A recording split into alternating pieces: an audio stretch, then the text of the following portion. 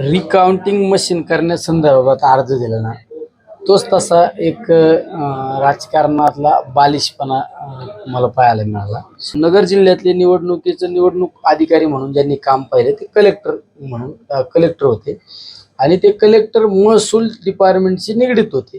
म्हणजे महसूल विभागातील आपल्या जिल्ह्याचे पालकमंत्री स्वतः त्यांचा मुलगा निवडणुकीला उभा होता. त्यामुळं पालकमंत्रीच निवडणुकीला सामोरं जात होते. त्यामुळं कलेक्टर हे निवडणूक अधिकारी होते. ही प्रक्रिया त्यांच्या हातात होती ना सगळी. बहुतांशी महसूलचे कर्मचारी निवडणूक प्रक्रियेमध्ये इन्व्हॉल्व होते आणि त्यांनी आक्षेप घेणं हे चुकीचं आहे. आणि ते ज्या पक्षाचे उमेदवार म्हणून निवडणुकीला सामोरे गेले त्या पक्षाच्या ताब्यात 10 वर्ष झालं या देशाची सत्ता त्यांच्या ताब्यात आहे. म्हणजे त्यांचाच पार्टीला त्यांचा घरचा आहे रे म्हणा काही वावगं ठरणार नाही, कारण त्यांचाच या प्रक्रियेवर विश्वास नाही. पण याची आम्हाला काही चिंता नाही. आणि त्या परिवाराबद्दल जर बोलायचं म्हणलं तर त्यांची एक जुनी खासियत आहे.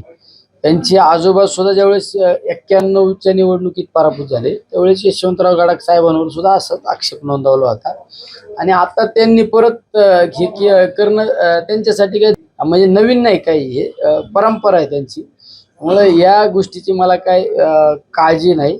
आता हे त्यांच्या पार्टीतल्या नेते मंडळींनाच कळायला पाहिजे, हे कोणाचेच नाहीत आहे का नाही.